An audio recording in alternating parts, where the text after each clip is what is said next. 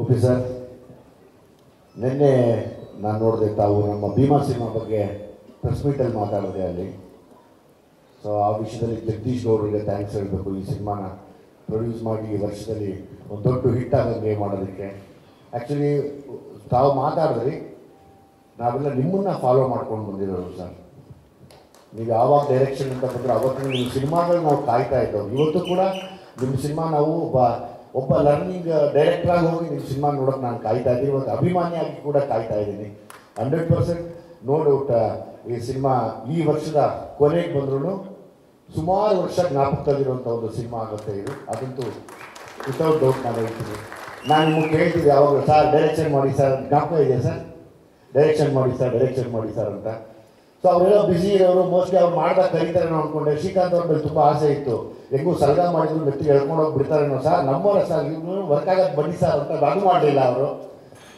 ನಾನೀಗಂತೂ ಹೇಳಿದ್ದೆ ಸರ್ ಹೇಳಿ ಉಪಯೋಗ ಮಾಡಿದಾಗ ಅಂತ.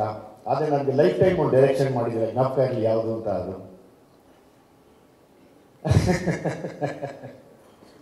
ಸೊ ನಿಮ್ಮ ಡೈರೆಕ್ಷನಲ್ಲಿ ಸದಾ ಇರ್ತೀನಿ ನಾನು ಆ ವಿಷಯದಲ್ಲಿ.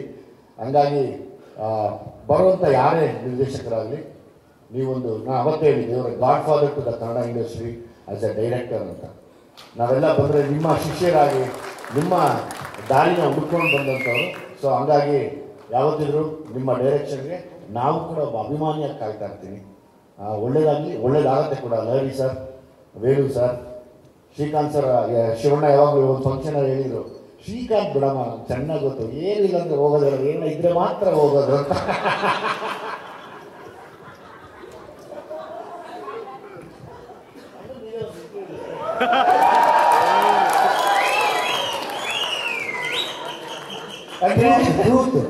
ಶ್ರೀಕಾಂತ್ ಅವರು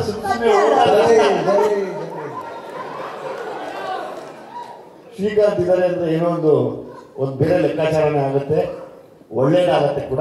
ಒಳ್ಳೆ ಮನಸ್ಸು. ನಾಗಿ, ಪುನೀತ್ ಎಲ್ಲ ಸಿಕ್ಕಾಪಟ್ಟೆ ವರ್ಕ್ ಮಾಡ್ತಾ ಇದ್ದೀರಾ. ಉಪ್ಪಿ ಸರ್ನ ಅವರ ಆಲೋಚನೆಗಳು ತಕ್ಕನಾಗಿ ನೀವು ಸಪೋರ್ಟ್ ಮಾಡಿ ಇವತ್ತು ಎಲ್ಲರೂ ದೊಡ್ಡ ವಿಷಯದಲ್ಲಿ ನಿಂತಿದ್ದಾರೆ. ಈ ಸಿನಿಮಾ ಖಂಡಿತವಾಗ್ಲೂ ಸುಮಾರು ವರ್ಷ ಜ್ಞಾಪಕ ಇಟ್ಕೊಳ್ಳೋಂಥ ಒಂದು ಅದ್ಭುತವಾದ ಪ್ಯಾನ್ ಇಂಡಿಯಾ ಸಿನಿಮಾ ಆಗಲಿ ನಾನು ದೇವರಲ್ಲಿ ಕೇಳ್ಕೊತೀನಿ sir. Thank you very much. Thank you Vijay.